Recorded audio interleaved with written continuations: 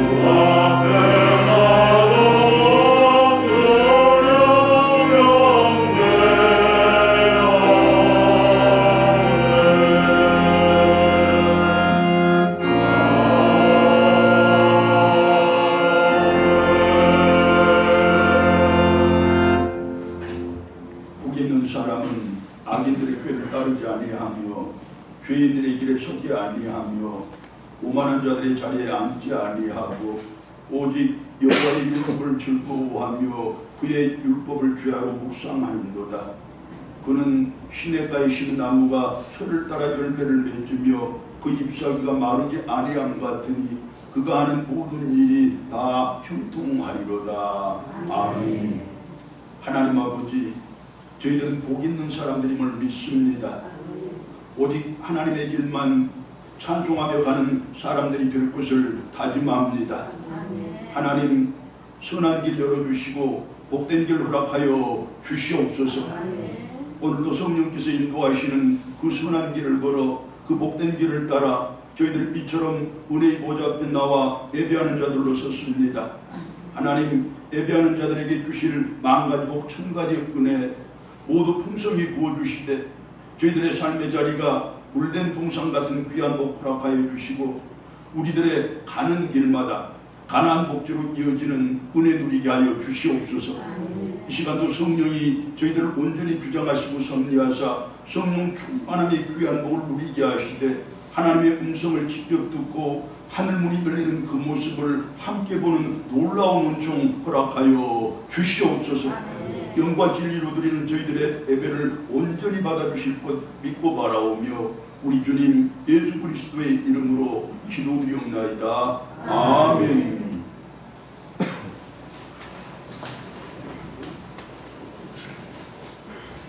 사도신경으로 신앙 고백드립니다. 나는 전능하신 아버지 하나님 천지의 창조주를 믿습니다. 나는 그의 유일하신 아들 우리 주 예수 그리스도를 믿습니다. 그는 성령으로 잉태되어 동정녀 마리아에게서 나시고 본디오 빌라도에게 고난을 받아 십자가에 못 박혀 죽으시고 장사된 지 사흘 만에 죽은 자 가운데서 다시 살아나셨으며 하늘에 오르시어 전능하신 아버지 하나님 우편에 앉아 계시다가 거기로부터 살아있는 자와 죽은 자를 심판하러 오십니다. 나는 성령을 믿으며 거룩한 공교회와 성도의 교제와 죄를 용서받는 것과 몸의 부활과 영생을 믿습니다. 아멘. 교동은 35번입니다.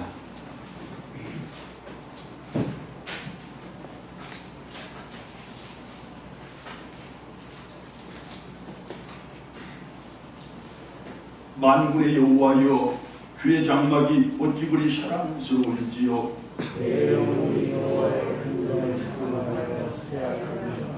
내 마음과 육체가 살아계시는 하나님께 부르짖나이다. 주의 제단에서 참새도 제 집을 얻고 제비도 새끼들 보금자리를 얻었나이다. 주의 집에 사는 자는 복이 있나니 그들이 항상 주를 찬송하나이다. 주께 힘을 얻고 그 마음에 시온의 대로가 있는 자는 복이 있나이다. 그들이 눈물 골짜기로 지나갈 때에 그곳에 많은 샘이 있을 것이며 이른 비가 복을 채워주나이다. 주의 공정에 있어야 할 날이 다른 곳에 천나보다 악인의 장막에서 사는 것보다 내 하나님의 성전 문지기로 있는 것이 좋사오니 만군의 여호와여 주께 지향하는 마음이 있나이다. 아멘. 323장 찬송입니다.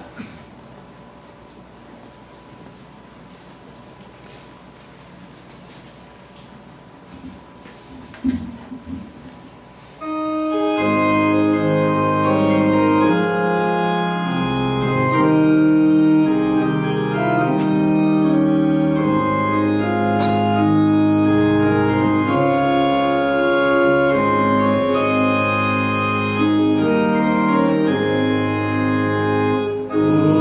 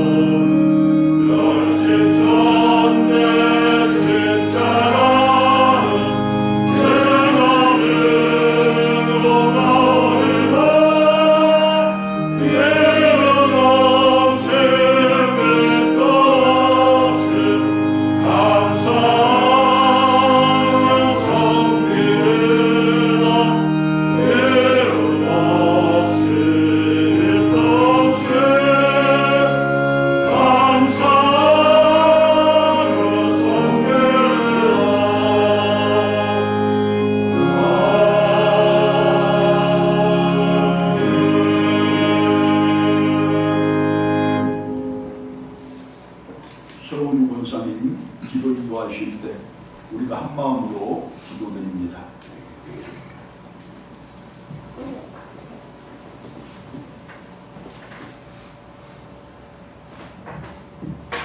언제 어디서나 우리와 함께 하시는 하나님 아버지, 우리들의 삶에 개입하셔서 영원한 생명을 주시고 소망을 주시는 주님 감사합니다. 지난 순간순간을 돌아보니 회개할 것밖에 없습니다. 우리의 삶을 긍휼히 여기시어 영적인 삶이 아닌 세속적인 내 열심을 내며 사랑하며 희생하기보다 나만을 위한 이기적 삶을 살았음을 고백하오니 세상에 눈물 없던 우리들을 용서하옵소서. 우리의 욕심이 앞서지 않고 주님 안에서 참된 기쁨과 평안을 누리며 살기를 원합니다. 우리는 끝없이 하나님의 자리에 앉아 왕노릇합니다. 우리 안에 헛되고 교만한 모습은 제거하여 주셔서 온유하고 겸손한 마음을 주옵소서.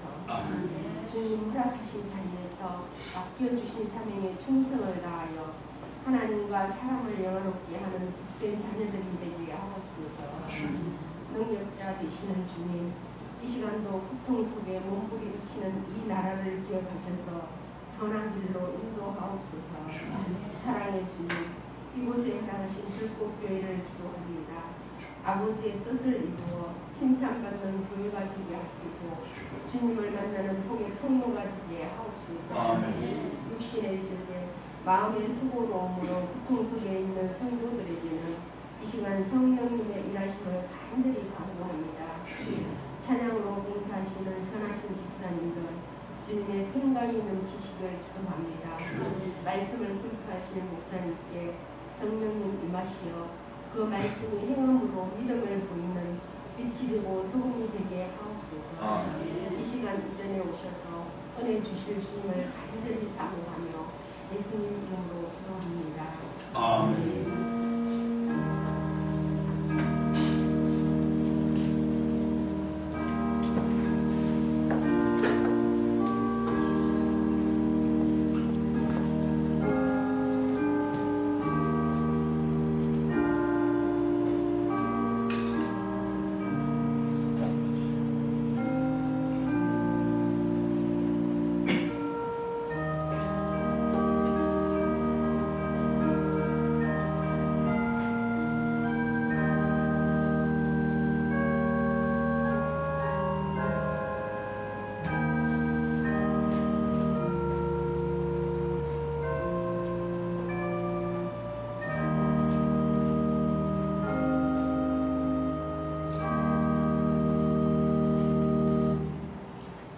하나님의 말씀 창세기 12장 1절로 9절입니다.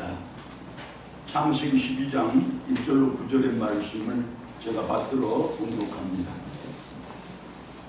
여호와께서 아브라함에게 이르시되 너는 너의 고향과 친척과 아버지 집을 떠나 내가 내게 보여줄 땅으로 가라.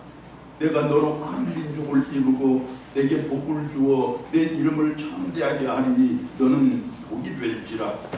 너를 축복하는 자에게는 내가 복을 내리고 너를 저주하는 자에게는 내가 저주하리니 땅의 모든 족속이 너로 말미암아 복을 얻을 것이라 하신지라. 이에 아브라함이 여호와의 말씀을 따라가고 롯도 그와 함께 갔으며 아브라함이 하란을 떠날 때 79세였더라. 아브라함이 그의 아내 사레와 조카 룻과 하란에서 온 모든 소유와 모든 사람들을 이끌고 가나안 땅으로 가려고 떠나서 마침내 가나안 땅에 들어갔더라. 아브라함이 그 땅을 지나 세겜 땅 모래 상수리 나무에 이르니 그때에 가나안 사람이 그 땅에 거주하였더라. 여호와께서 아브라함에게 나타나 이르시되 내가 이 땅을 내 자손에게 주리라 하신지라. 자기에게 나타나신 여호와께 그가 그곳에서 제단을 쌓고 거기서 베델 동쪽 산으로 옮겨 장막을 치니 서쪽은 베델이요 동쪽은 아이라. 그가 그곳에서 여호와께 제단을 쌓고 여호와의 이름을 부르더니 점점 남방으로 옮겨갔더라. 아멘. 이 시간에 우리 김재능 청년이 하나님께 찬양으로 영광 드립니다.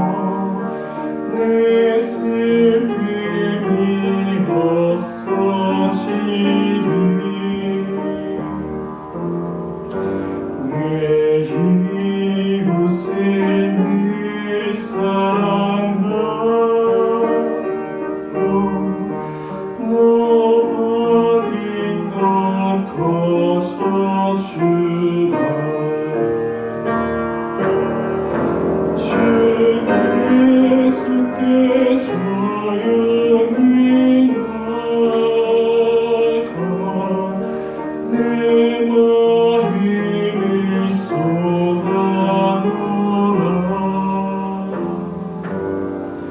내를 미리 보시는 주님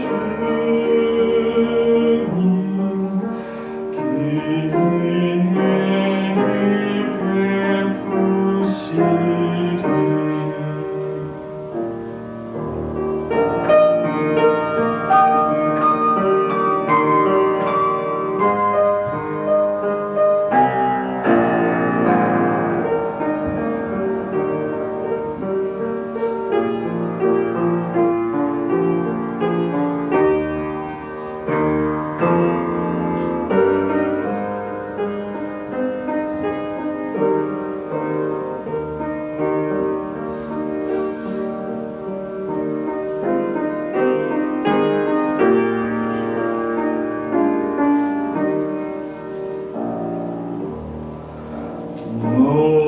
주님과 사귀어 살면 새 생명이 넘치리라 주 예수를 찾는 이 앞에 참 밝은 빛 비추어라 주 예수께 조용히 나가 내 마음이 쏟아놓으라 내를 미리 보시는 주님 긴 은혜를 베푸시리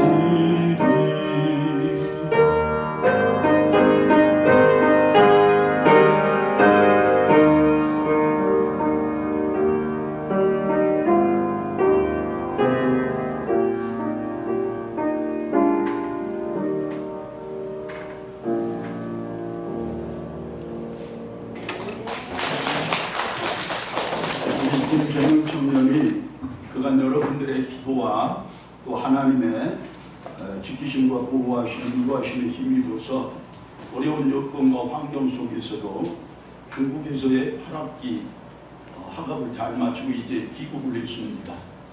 귀국 인사 겸 여러분들 하나님께 찬양과 영광 돌렸습니다.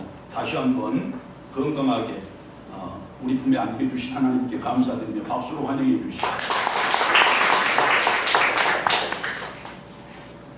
자, 오늘은 본문 말씀을 선포하기 전에 성령께서 우리에게 먼저 이렇게 말씀을 하십니다. 너희들에게는 시계가 있느냐? 나에게는 시간이 있단다. 자, 이 말씀의 의미는 예배를 마치는 그 시간에 우리가 저절로 깨닫게 될 것입니다. 세상에 실수 없는 사람이 누가 있겠습니까? 허물 없는 인생도 없을 것입니다. 그것은 우리 믿음의 사람들도 외가 아닐 것인데 저 위대한 믿음의 선진 아브라함도 마찬가지였습니다. 그도 죽음의 두려움 앞에서는 세상의 다른 사람들과 마찬가지였습니다. 아니, 다른 사람들보다 훨씬 더 비겁했고 훨씬 더 파렴치했음을 성경이 보여주는데 자기 아내를 누이로 속여 자신의 목숨을 부지하려고 했던 것입니다. 그야말로 마누라 팔아서 자기가 살고자 했다는 말씀입니다. 그도 후손에 대한 욕심 앞에서는 세상의 여러 사람들과 하든 다를 바가 없었는데 아내 사라를 통해서 후손을 주겠다는 하나님의 약속이 엄연했음에도 불구하고 인간적인 생각과 세상적인 방법을 앞세워서 아내의 몸종 하갈에게서 자식을 얻었던 것 아닙니까? 그리고 그것이 두고두고 다툼과 불화의 화근이 되었습니다. 어디 그 일들 뿐이겠습니까?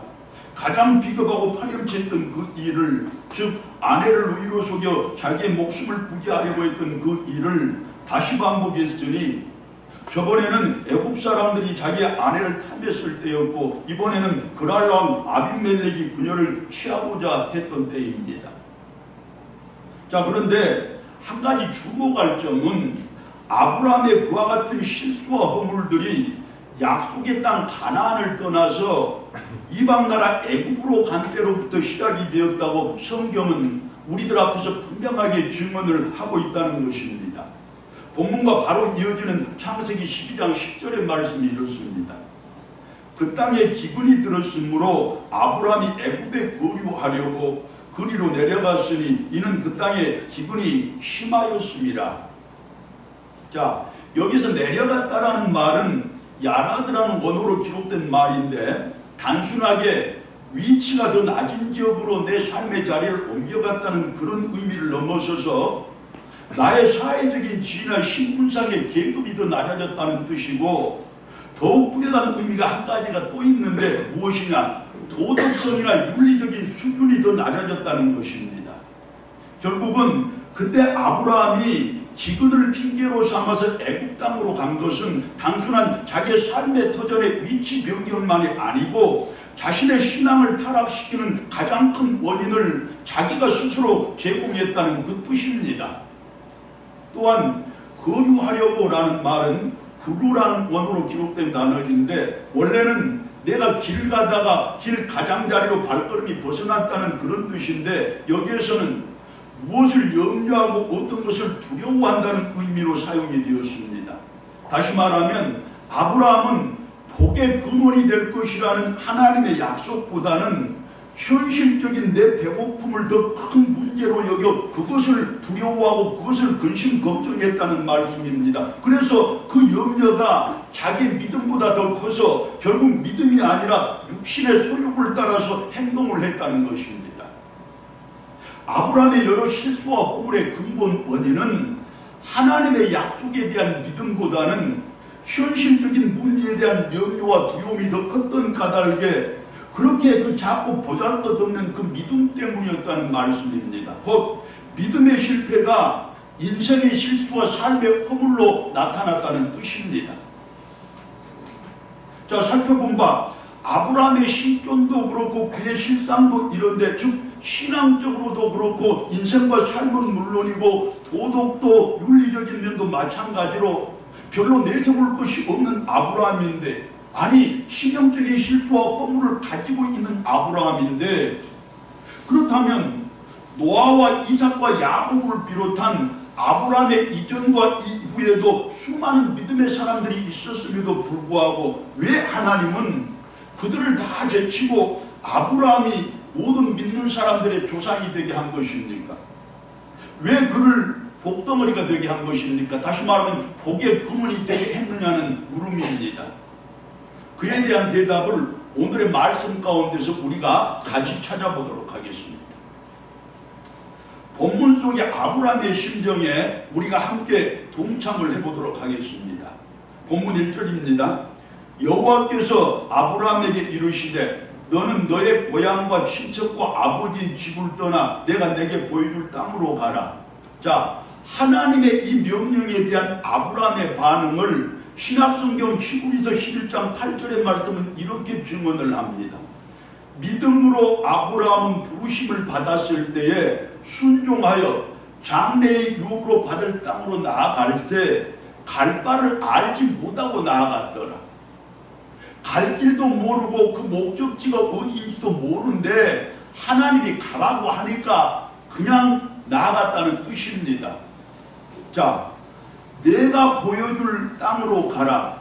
하나님의 그 명령 한마디에 정들고 익숙한 오랜 내 삶의 터전과 부모 형제를 비롯한 모든 인간관계를 미련 없이 정리를 하고서 물설고 낯설은 수말린 머나먼 타국 땅을 향해서 갈 길도 모른 채 무작정 떨쳐나선 아브라함이었다는 뜻입니다.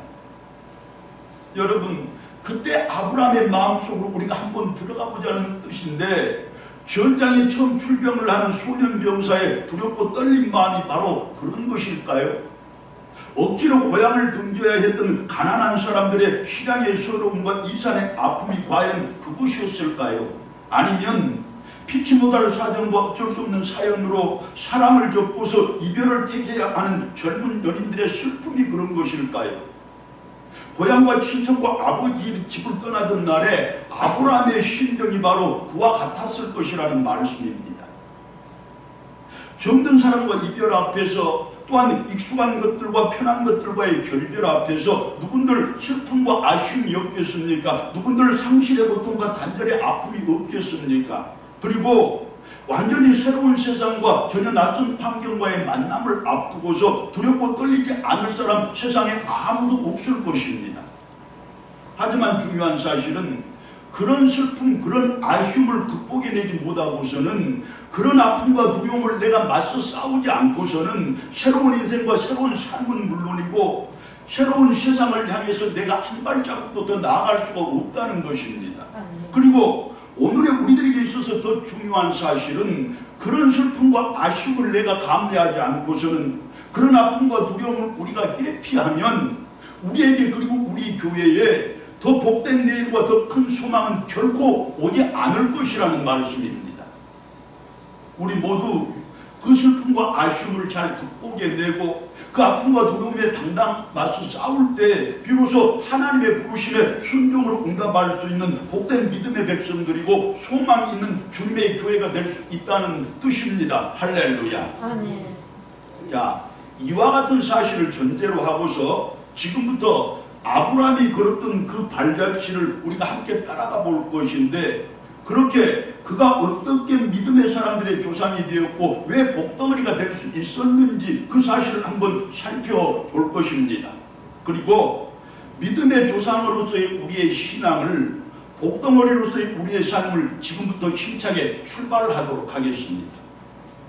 또한 아브라함을 모범으로 삼아 그의 특정한 한 시기와 특수한 한 상황을 집중적으로 살펴봄으로써 하나님의 부르심에 대한 참된 순종의 모습은 어떤 것이고 진정한 순종의 의미는 어떤 것인지에 대해서도 우리가 함께 살펴볼 것이고, 그렇게 순종하며 결단하는 우리들의 이 시간 되기를 바랍니다. 아멘. 이제까지의 아브라함의 삶은, 그리고 그의 신앙은 조금도 특별할 것이 없는 평범함, 다시 말해서 보통 그 자체였습니다.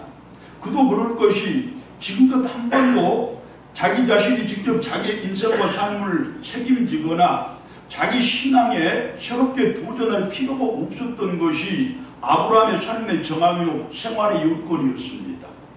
당시 세계 문화의 중심지라고 할 수 있었던 메소포타미아의 지역의 대도시 우르에서 그곳에서 큰 부자인 데라의 아들로 태어났고 풍요의 고장 하란으로 이사를 해서 그곳에서도 아버지의 배경을 도움으로 힘입어 그저 편안하고 풍요롭게 살아왔던 것이 지금까지 아브라함의 삶이요 생활이었던 것입니다.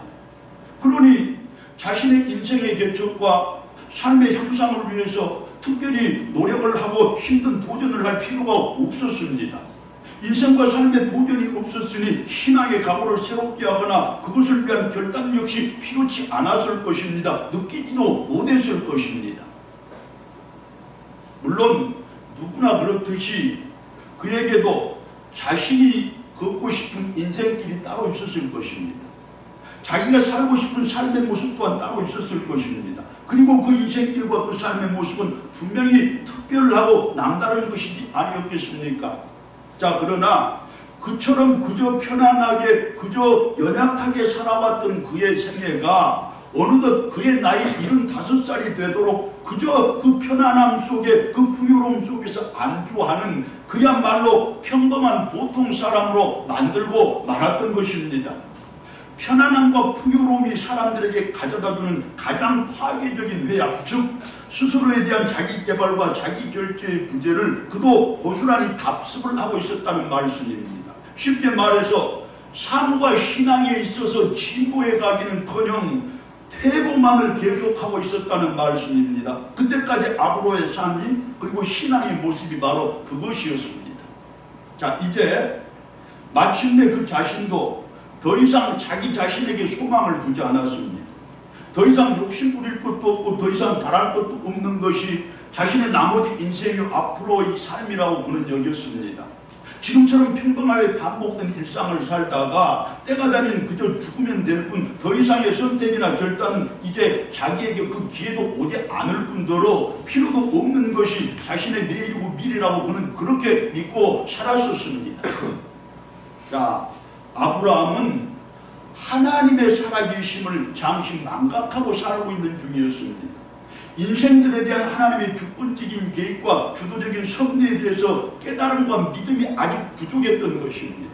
무엇보다도 자기에게로 향한 하나님의 뜻과 계획을 미처 다 알지 못했던 아브라함이었으며 자신의 등 뒤에서 자기를 위해서 선하고 복된 계획을 가지고 애써 일하고 계시는 하나님의 존재를 그는 망각하고 있었던 것입니다. 그러나 그는 그렇게 살고 있었음에도 불구하고 드디어 아브라함의 인생에 하나님의 주권적인 계획이 시작됩니다. 하나님의 주도적인 섭리가 시작되었다는 말씀인데 본문 1절입니다. 여호와께서 아브라함에게 이르시되, 하나님께서 지금 그를 부르신 것입니다. 아브라함에게 소명이 임했다는 말씀입니다. 아브라함의 인생과 삶에 그리고 그의 신앙에 일대 변혁 아니 혁명이 일어나고 있는 중이라는 뜻입니다. 하나님의 부르심, 즉 그 소명 앞에 선 아브라함은 이제 더 이상 이전의 아브라함이 아니었습니다. 그저 평범한 보통 사람이 아니었다는 말씀입니다. 그의 인생과 삶에 그리고 그의 신앙에 불어닥친 혁명의 바람은 그의 전인격과 삶의 방식과 생활의 태도를 그야말로 완전히 바꿔놓고야 맙니다. 하나님의 부르심은 잠자던 그의 영혼을 흔들었고 그의 믿음을 깨웠으며 그의 마음의 각오를 새롭게 하였을 뿐만 아니라 그의 삶과 생활 그리고 신앙의 실체를 완전히 변화시켜 놓았던 것입니다. 소망의 불꽃이 다시 살아났고 내일에 대한 기대와 미래에 대한 희망이 새로워졌습니다. 생각이 달라지고 언어의 습관이 달라지고 발걸음의 속도마저 빨라졌습니다. 사람들을 대하는 태도와 일에 임하는 자세가 달라졌습니다. 무엇보다도 하나님의 말씀에 전적으로 순종을 하는 참된 믿음을 비로소 소유하게 된 것입니다. 할렐루야. 아멘. 그렇게 때가 이르자 마침내 하나님께서 그에게 이제 명령하십니다. 너는 너의 고향과 친척과 아버지의 집을 떠나 내가 내게 보여줄 땅으로 가라. 그리고 아브라함은 순종을 합니다. 이에 아브라함이 여호와의 말씀을 따라갔고 롯도 그와 함께 갔으며 아브라함이 하란을 떠날 때 75세였더라. 하나님은 그를 부르셨고 아브라함은 순종의 대답을 했습니다. 하나님은 그에게 복을 약속하셨고 아브라함은 하나님의 그 약속을 묻고 순종을 결단했습니다. 그리고 그 순종의 결단을 쫓아 이제 하란을 떠난 것입니다. 물론 그 일이 그렇게 간단치만은 않았습니다. 그렇게 쉬운 것만도 아니었습니다. 하나님의 부르심과 아브라함의 순종 사이에는 아브라함이 풀어야 할 난제들이 한두 가지가 아니었음을 우리가 믿고 짐작할 수가 있습니다. 믿음의 결단과 신앙의 정립도 필요했을 것이고 세상적인 가치들과 세속적인 기득권을 포기하는 그 결단도 필요했을 것이고 사회적인 단결과 인간관계의 정리도 있어야 하지 않겠습니까? 그리고 미지의 세상과 새로운 상황에 대한 두려움을 극복하는 등의 하나같이 그로서는 풀기 어려운 숙제였습니다. 하지만 모든 인생의 여정과 삶의 전 가정이 그렇거니와 믿음과 신앙 또한 선택의 과정이고 그 선택은 결단과 동일한 의미라는 사실을 아브라함은 이미 잘 깨닫고 있었습니다. 그리고 그 선택과 결단의 원인과 동기의 중심이 하나님이라면 그것은 항상 옳은 선택이며 바른 결단임을 그는 또 잘 알고 믿었던 것입니다. 무엇보다도 참된 순종은 그 믿음과 선택과 신앙의 결단을 동력으로 삼아서 하나님의 부르심에 이제 자신의 감정과 의지는 물론이고 행동까지도 결부시키는 능동적인 삶의 태도이고 생활의 자세임도 그는 잘 알고 있었습니다. 그리고 알고 있는 그대로 순종을 하여 실천했던 것입니다. 믿음을 선택하고 신앙을 결단했으며 마침내 순종하여 그 하란을 떠났다는 말씀입니다. 순종하여 하나님을 떠난 이후의 그의 삶과 생활은, 또한 그가 받은 축복은, 그가 누린 영광은 오늘 우리가 말씀을 통해서 이미 잘 알고 있는 그대로 모든 믿는 사람들의 조상이 된 것과 복의 근원, 즉 복덩어리가 되는 바로 그것이었습니다. 자, 이상으로 우리는 위대한 믿음의 사람 아브라함의 삶과 신앙에 대해서 그 특정한 한 시기와 특수한 한 상황을 중심으로 해서 이처럼 집중적으로 그리고 비교적 자세하게 살펴보았습니다. 다시 한번 말씀드리거니와 그 시기의 그 사건 속에서 보여준 그의 삶과 신앙의 모습을 통해서 순종의 참된 모습과 그것의 진정한 의미를 우리가 깨닫고자 한 것입니다. 또한 그의 그 순종의 모습을 모범으로 삼고 본을 받아서 우리들 역시 순종의 사람들이 될 것을 다짐하고 결단을 해보고자 한 것입니다. 그래서 이제부터 참된 순종의 모습을 말씀을 통해서 우리가 새롭게 깨달을 때 마음 깊이 새기시고 이제 온전한 순종의 사람으로 거듭 태어나는 그 복 누리시기를 축원합니다. 참된 순종의 모습 그리고 진정한 순종의 의미, 그 첫 번째는 하나님의 음성에 귀를 기울이고 그분의 부르심에 지체 없이 응답하는 것입니다. 여호와께서 아브라함에게 이르시되, 하나님께서는 당신의 뜻과 계획을 이 땅 가운데서 이루시고자 할 때 먼저 사람들을 부르는 일로부터 시작을 하십니다. 그리고 그 부르심에 지체 없이 대답을 하는 사람들로 당신의 일꾼을 삼으시고 그들의 충성과 헌신을 도구 삼고 방편 삼아서 그 뜻과 계획을 이제 완성해 나가십니다. 성경은 이 속에 수많은 신앙의 인물들을 등장시킴으로써 그와 같은 사실을 오늘의 우리들에게 분명하게 증거해주고 또한 확실하게 교훈을 해줍니다. 본문의 주인공 아브라함을 비롯해서 모세와 여호수아 그리고 다윗과 느헤미야와 이사야, 에레미야 뿐만 아니라 신약의 예수님의 제자들을 비롯한 수많은 복음의 일꾼들, 자, 이들 모두가 하나님의 부르심에 망설이지 않고 지연하지 않고 지체 없이 응답을 한 사람들입니다. 다시 말하면 즉각 순종을 했던 사람들이라는 말씀입니다. 자기 전생에 다 바치고 모든 삶을 헌신해서 그 자체로서 성경의 역사를 기록해온 사람들이고 구원의 역사를 계속해온 사람들 아닙니까? 그리고 우리는 그들을 이름하여 위대한 믿음의 선진들 또는 참된 순종의 사람들이라고 부르는 것입니다. 어디 그뿐입니까? 하나님의 부르심에 순종으로 대답을 해서 인간의 육신을 입고 이 땅에 오셨고 온갖 고난과 고초를 끝까지 인내하시다가 마침내 십자가에 매달려 죽기까지 순종을 하신 예수님의 그 순종이야말로 성경을 완성하셨고 구원을 완성한 일 아닙니까?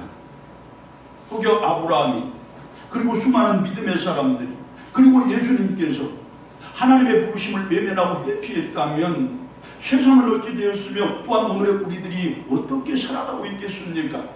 그렇습니다. 아브라함은 그리고 예수님께서는 하나님의 부르심에 지체 없이 대답하는 것으로 하나님께 순종을 했고 하나님은 그들의 그 순종을 도구로 삼고 방편을 삼아서 구원의 역사를 시작하셨고 또 완성해냈던 것입니다. 순종이야말로 구원 역사의 시작이며 완성이라는 말씀입니다.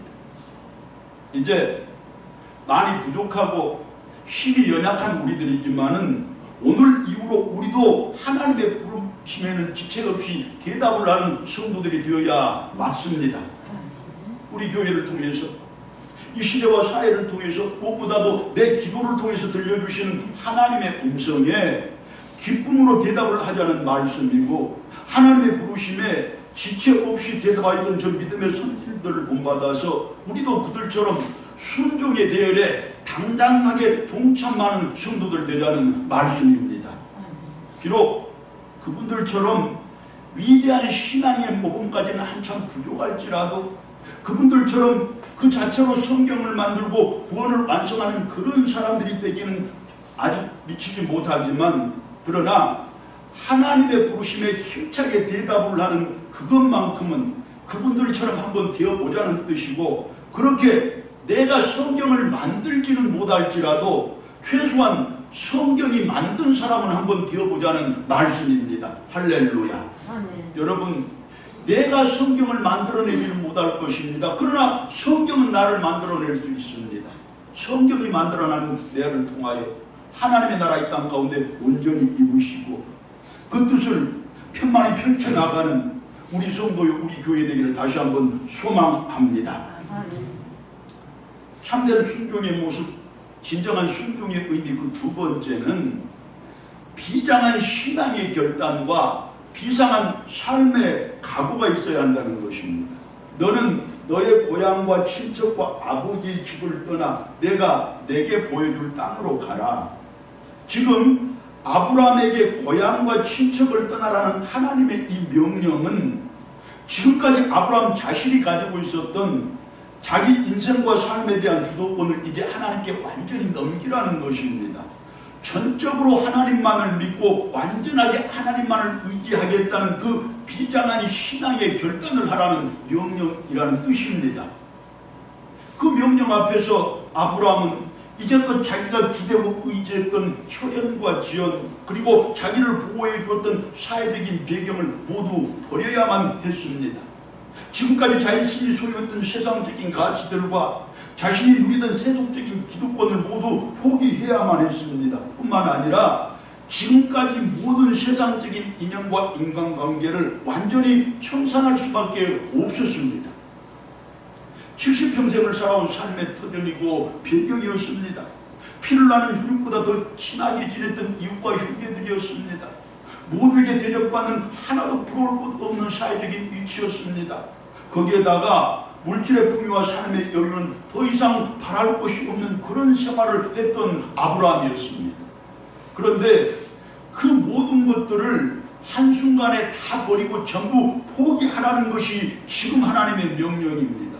여러분, 참기 어려운 슬픔이 있었을 것이고 가슴 뚫리는 아쉬움도 있었을 것이고 또 아픔 또한 숨길 수가 없었을 것입니다. 비장한 신앙의 결단이 아니고서는 도저히 순종을 할 수 없는 것들이었다는 말씀입니다. 하지만 아브라함은 그 모든 인간적인 고통 감수하고 또 버리고 포기했습니다. 자신의 인생과 삶의 주도권을 이제 완전히 하나님께 맡기겠다는 비장한 신앙의 결단을 통해서 순종을 했다는 말씀입니다. 이제 우리도 내 인생의 주도권, 삶의 주도권을 완전히 하나님께 맡겨야 할 것인데 이제까지 모든 배경과 인연 버리고 오직 하나님만을 바라보고 그분을 의지해야 한다는 말씀입니다. 새로운 신앙의 결단을 통한 순종을 각오하고 다짐해야 한다는 뜻입니다. 여러분, 우리에게 비록 보잘것은 없지만 내세울 만한 것도 아닐지라도 그러나 우리에게도 나름대로의 배경과 인연은 있을 것 아닙니까? 대부분은 혈연이겠지만 더러는 학연도 있고 지연도 있고 또 세상의 이해관계로 얽힌 또 다른 배경과 인연들도 왜 없겠습니까? 하지만 이제 우리는 알아야 합니다.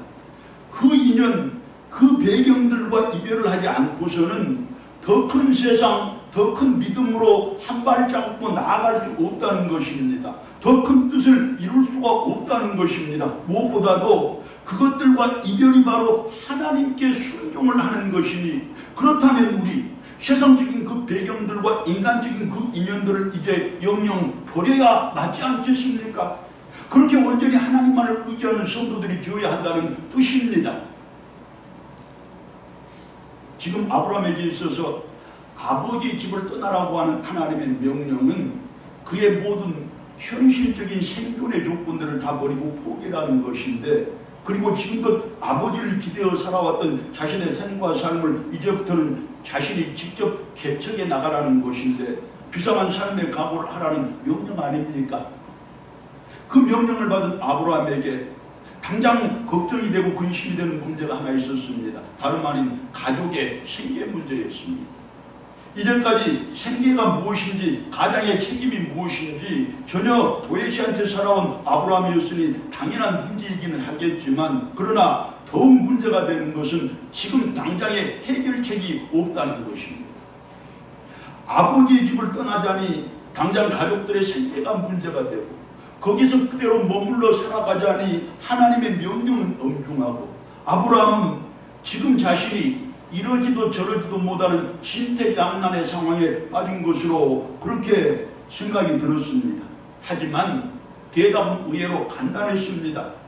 이후로의 모든 문제는 자기에게서 떠나라고 명령을 하신 그 하나님께서 전적으로 책임져 주실 것을 그는 알고 믿었기 때문입니다. 할렐루야. 아멘. 지금 자신에게 필요한 것은 자기의 인생과 삶은 자신이 개척해 나간다는 비상한 삶의 각오뿐임을 깨닫게 된 아브라함이었고, 그 각오를 통해서 아버지의 집을 떠난 그 순종을 결행할 수가 있었던 것입니다.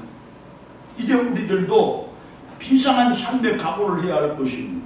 내 인생과 삶은 내가 스스로 개척해 간다는 그 삶의 각오가 있어야 현재를 모두 버리고 떠나라는 하나님의 그 명령에 비로소 순종을 할 수가 있기 때문입니다. 지금의 제가 그리고 이 자리에 우리들이 그때 아브라함보다 더 잘 알고 있는 것이 하나가 있다고 분명히 말할 수 있을 것인데, 다름 아닌 생계 문제의 현실성과 가족에 대한 가장의 책임의 중요성입니다. 우리들은 분명하게 알고 있습니다. 굶주림과 헐벗음 때문에 당해야 하는 슬픔과 창피함을 말입니다. 자식들의 입에 내가 밥을 넣어줄 수 없는 아버지라면 얼마나 고통과 비통한 심정으로 살아가야 하겠습니까? 맞습니다. 생계 문제는 누구에게나 무엇보다도 중요한 문제임이 분명합니다. 가장의 책임 또한 그 어떤 것과도 비교할 수 없이 중요한 문제 아니겠습니까? 그래서 우리는 이렇게 비상한 삶의 각오를 해야 합니다. 제가 언젠가 다른 설교에서 썼던 말 그대로 한번 돌려드리겠습니다. 저 동천에 자갈을 퍼다가 내 주식으로 삼고 그곳에 모래를 퍼다가 내 반찬으로 삼는 삶을 살아갈지라도 하나님의 명령만큼은 기필코 순종하는 우리들이 되겠다는 그 다짐과 각오입니다. 할렐루야. 아멘. 그리고 저는 이 다짐과 각오 앞에서 솔직히 이런 기대와 믿음도 있습니다.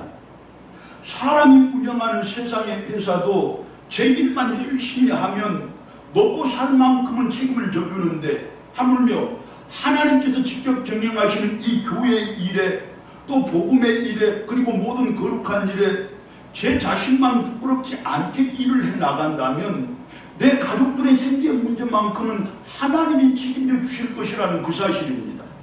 즉 비상한 삶의 각오를 통해서 순종의 길을 가고자 하는 우리들의 앞길을 생계 문제 때문에, 그리고 가정에 대한 책임 때문에 가로막지는 절대로 않을 것이라는 말씀입니다. 아니, 가로막히지 않게 하나님이 모든 문제를 미리 해결해 주실 것이라는 말씀입니다. 아멘. 여러분, 그런 믿음이 우리 가운데 있어 이제 생계 문제 때문에 주저앉거나 가족에 대한 책임 때문에 내가 신앙을 뒤로 물러서는 그런 일이 절대로 없는 우리들 되기를 바랍니다. 오히려 생계 문제 때문에, 가족들에 대한 책임 때문에 신앙의 전진이 더 힘차게 이루어질 수 있는 우리 모두 되기를 진심으로 소망합니다. 아멘. 참된 순종의 모습, 그리고 진정한 순종의 의미, 그 세 번째이자 마지막 결론은 실천적인 행동과 삶과 생활을 통한 실제적인 내 변화를 통해서 순종은 이루어진다는 것입니다. 이에 아브라함이 여호와의 말씀을 따라갔고, 여러분, 아무리 크고 웅장한 물레바퀴라고 해도 그것이 스스로 돌지 않고서는 한 콤의 쌀도 찢지를 못하는 법입니다. 아무리 뾰족한 화살촉도 제가 날지 않고서는 참새 한 마리도 잡을 수가 없는 법입니다. 행동이 없고 움직임이 없으면 그 무엇도 이룰 수가 없고, 따라서 아무런 소용이 없는 신앙이 되고야 만다는 것입니다. 마찬가지로 사람의 생각은 이 세상에 아무런 흔적도 남길 수가 없습니다. 사람의 결심이나 결단 또한 마찬가지입니다. 하지만 사람의 발걸음은 분명히 다릅니다. 세상에다 길을 내고 타인들의 마음에다 감동을 심고 그들의 삶의 변화를 이끌어내는 힘이 바로 우리의 발걸음입니다. 순종도 마찬가지 아니겠습니까? 그리고 어디 그 순종뿐입니까? 예배와 전도, 섬김과 성도의 교제 등의 모든 신앙적인 덕목들이 전부 마찬가지로 아무리 비장한 신앙의 결단을 하고 아무리 비상한 삶의 각오를 다졌을지라도 내가 내 발걸음을 내딛어 실제로 움직이지 않는다면 그것으로 어떻게 하나님의 뜻을 이룰 수가 있겠습니까? 어떻게 하나님의 나라를 이룰 수가 있겠습니까? 어떻게 내가 하나님의 마음에 합한 성도로 살아갈 수가 있겠습니까? 그와 같은 발걸음의 순종이 없었다면 어떻게 아브라함이 믿음의 조상이 될 수 있었고 어떻게 복의 근원이 될 수 있었겠느냐는 말씀입니다.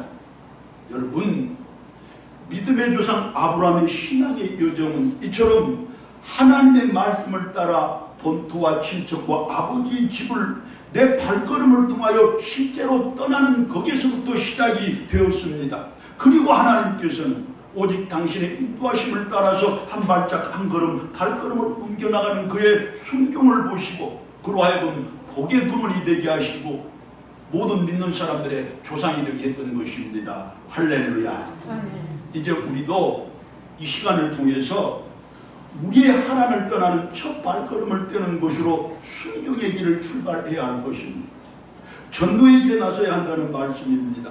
섬김의 자리를 향해 나아가고 헌신의 자리를 찾아가는 우리들이 되어야 한다는 뜻입니다. 아브라함이 순종하여 하나님을 떠나던 그때에는 비록 자기가 갈 바를 알지 못하고 나아갔으나 그러나 그 길이 가나안 땅으로 이어지는 길이고 전 인류를 구원하는 길이 되었던 것처럼 우리가 지금 순종하여 출발하는 이 길도 비록 지금은 그 결과를 잘 알지 못하지만 그러나 분명 이 시대와 우리 사회를 가나안 땅으로 바꾸고 우리 교회를 부흥시키고 우리의 가정을 행복의 동산으로 만들고 더 많은 영혼을 구원하는 선하고 복된 길이 될 줄로 저는 확신합니다. 저의 그 믿음이 우리 모두의 믿음이 되기를 간절히 소망합니다. 사랑하는 여러분, 영영 안이 갈 것 같았던 이 여름도 그처럼 무더웠던 여름철의 8월도 어느덧 아쉬움과 허전함을 뒤로한 채 그 끝자락만을 이제 남겨놓고 있습니다. 새로운 다짐과 각오로 가을을 맞이하고 9월을 만나는 우리들이 되어야 할 것인데 우리 이 가을에는 그리고 9월에는 반드시 전도의 발걸음을 함께 옮겨 나갑시다. 그 발걸음을 통하여 교회에는 풍의 길을 내고 가정에는 행복의 길을 내고 이 세상에는 천국의 길을 내는 우리 온 성도들이요 우리 교회 되자는 말씀입니다. 그 발걸음에 주님의 복이 풍성할지어다. 할렐루야. 풍성할지어다. 할렐루야. 기도드리겠습니다.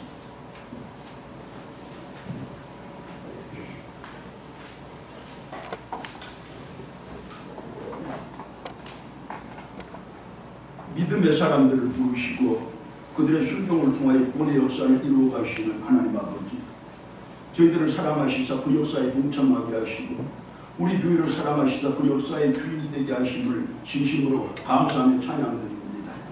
하나님, 저희들 이 시간을 통하여 참된 순종을 결단하고 충성과 헌신을 다짐했으니 이제 성령께서 저희들을 친히 도우시고 인도해 주셔서 진정한 주님의 일꾼들로 거듭 태어나는 그 복 누리게 주시옵소서. 하나님, 우리 교회를 위해서 기도드립니다. 우리 교회를 통해서 이루고자 하는 하나님의 선하신 계획과 목적이 있을진데 한 뜻으로 하나 되어 온전히 이루어내는 우리 교회 되게 해주시옵소서. 행복한 교회 되게 하시고 그 행복이 모든 가정의 행복의 원천 되게 하시고 우리 돌국교회에 항상 복으로 채워주셔서 모든 성도와 그 가정들 위에는 언제나 은혜로 머물러 주시옵소서. 모든 성도의 기도를 들어주시고 가정과 일터마다 복을 주시며 특별히 모든 자녀들의 길이 형통하기를 바라옵고 우리 교회를 특별히 사랑해 주시는 우리 주님 예수 그리스도의 이름으로 기도드리옵나이다. 아멘. 주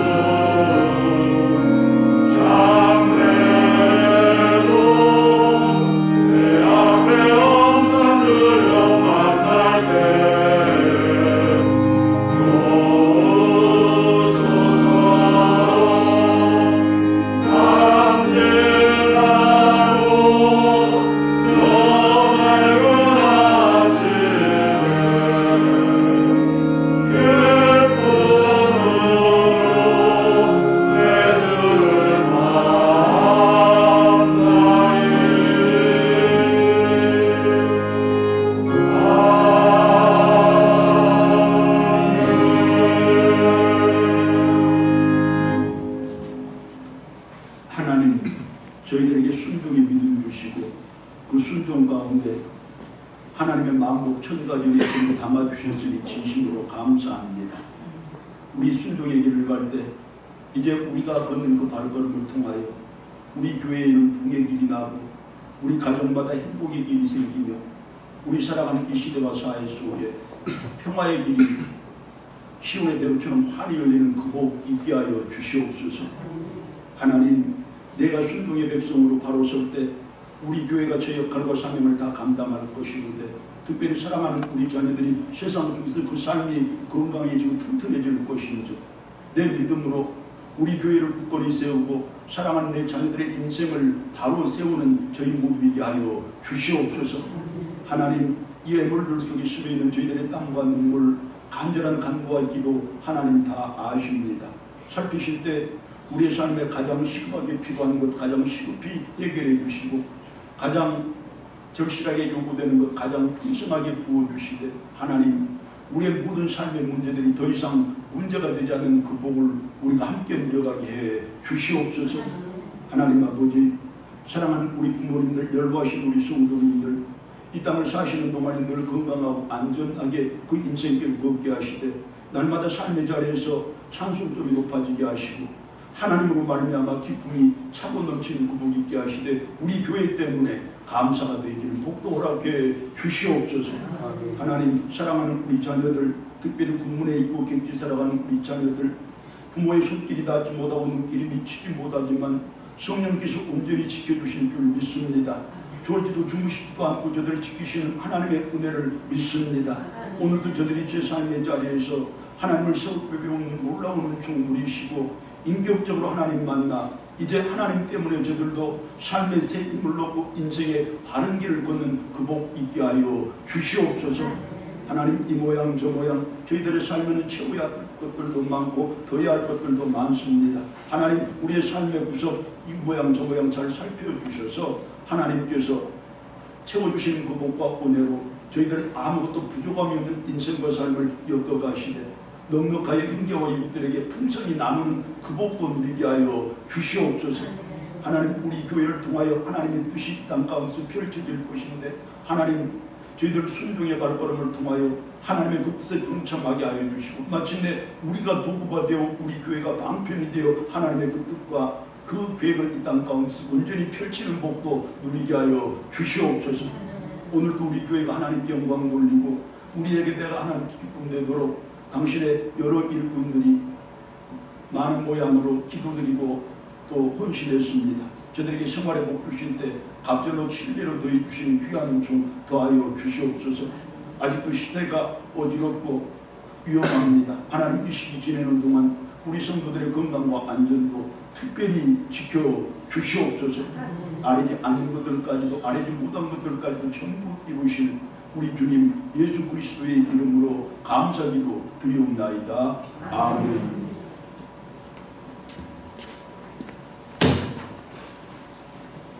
사랑합니다. 감사합니다. 자, 먼저 설명을 잠깐 드립니다.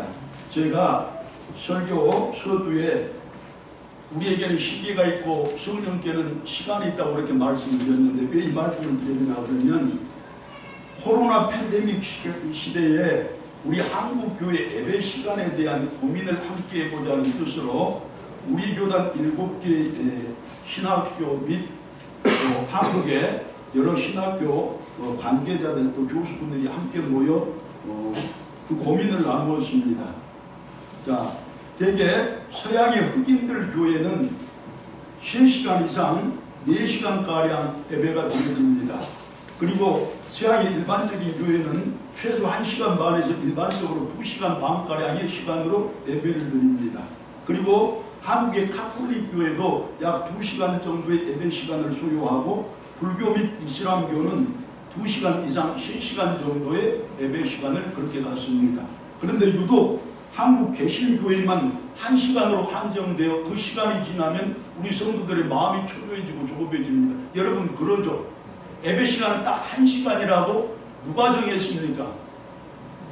아무도 그것을 정한 사람은 없고 하나님께서도 그렇게 1시간 만에 예배를 드리라고 명령하시지도 않았는데 우리의 마음속에 우리 기억 속에 언젠가부터 예배는 1시간이라는 그 고정관념에 사로잡혀서 예배가 혹시 1시간이 조금이라도 지나면 마음이 초조해지고 불안해지는 것이 우리들의 실상입니다. 자, 그런데 이제 그러지 말아야 한다는 것입니다. 예배의 시작은 하나님께서 하셨으니 예배의 마침도 하나님께서 주관하시고 섭리하신 대로 우리는 맡겨야 한다는 것입니다. 특별히 이 코로나 팬데믹 시대가 되어서 교회들마다 거의 한 주간에 한 번밖에 예배를 드리지 못한 이 상황 속에서 예배 시간에 너무 쫓겨 하나님의 말씀이 온전히 선포되지 못하고 또 하나님의 뜻이 완전히 이루어지지 못하고 무엇보다도 성도의 교제가 조금 더 이루어지지 않고 그냥 헤어지는 그런 예배를 드리게 되는데, 이제 앞으로 예배 시간에 너무 집착하지 마시고 연연하지 마시라는 것입니다. 그런 의미로 제가 오늘은 약 10분 정도 예배 시간을 한번 늘려보았습니다. 여러분 특별히 힘드셨습니까?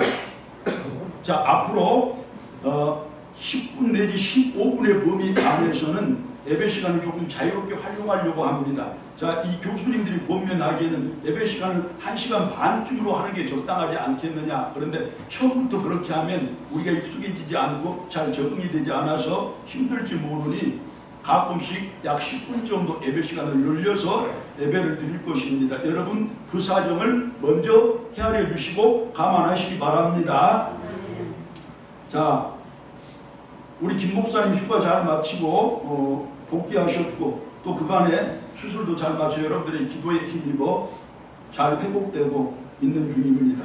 그래서 관심 가져주시고 기도해 주시고, 특별히 교회를 섬기는 교역자들은 성도 여러분들의 관심과 또 기도를 먹고 살아갈 수밖에 없습니다.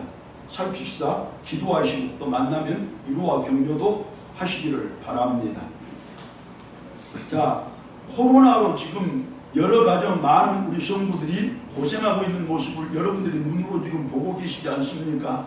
자, 내 건강관리 잘 하시고 내 안전관리 잘 하시는 것도 하나님께 크게 영광 돌리는 일이라는 사실을 아시고, 1차 유행 때 우리 성도들 잘 피해갔는데 2차 유행도 또 잘 피해가고 코로나가 완전히 종식되는 그때까지 하나님의 은혜를 힘입지만 또 우리의 열심히 노력이 있어 아무도 감염병 때문에 어려움 당하는 일 없기를 진심으로 바랍니다. 자, 이제 여름이 이렇게 갔습니다. 매년 이맘때 제가 여러분들에게 강조해서 또 강조해서 드리는 말씀이 뭐였습니까? 가을은 무엇을 하기에도 좋은 계절입니다. 자, 이 좋은 계절에 여러분 성경책 완독하셔서 저처럼 이렇게 이쁘고 아름다운 성경책 교회로부터 선물도 받으시고 또 하나님으로부터 선물 받으시면 얼마나 좋겠습니까? 우리 온 성도들의 성경책이 새 책으로 변화되는 그때까지 이 일은 계속해 갑니다. 올해가 가기 전에 우리 성도님들 전부가 새 책 받으실 줄로 믿습니다. 그리고 또 한 가지 뭐예요? 성경 완필하기.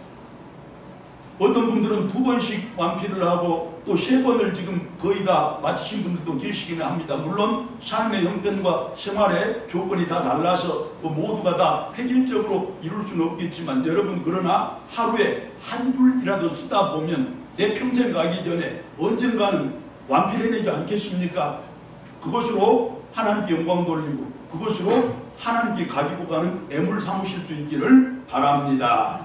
그리고 이제 9월이 되면 우리 들꽃 부흥전도에 다시 힘차게 또 사역을 시작할 것인데, 여러분 여러 가지 형편과 처지에 따라 내가 직접 동참하지는 못할지라도 관심 가져주시고 기도해 주시고 또 내 시간이 날 때마다 하나님께 순종한다는 그런 의미로 내 발걸음이 직접 움직여야 하나님의 나라가 확장된다는 그런 뜻으로 다 같이 전도 대회에 참여하시는 그 복도 누리시기를 바랍니다. 시간은 내면 생깁니다.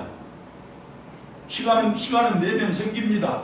아멘. 크게 아멘 해주셔야지. 이럴 때는 시간은 내면 생깁니다. 아멘. 여러분 한 번쯤은 꼭 살펴보시고 동참해 주시고 그리하여 그렇게 활동하고 있구나, 우리 교회가 부흥을 해가는 모습을 내 눈으로 확인하시는 귀한 복도 누리시기를 바랍니다. 자, 이 모양 저 모양 서로가 형편과 처지 살피시면서 형편과 처지도 나누시되 위하여 함께 기도하시고 그리하여 위로되시고 격려되시는 우리 들꽃교회의 가족들 되시기를 바랍니다. 이제 일어나셔서 390장 찬송 같이 부릅니다.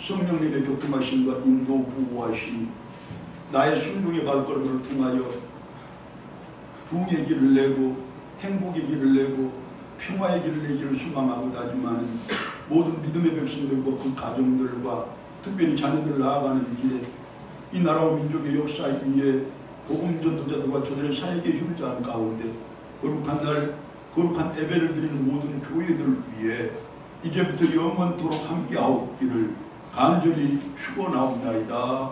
아멘.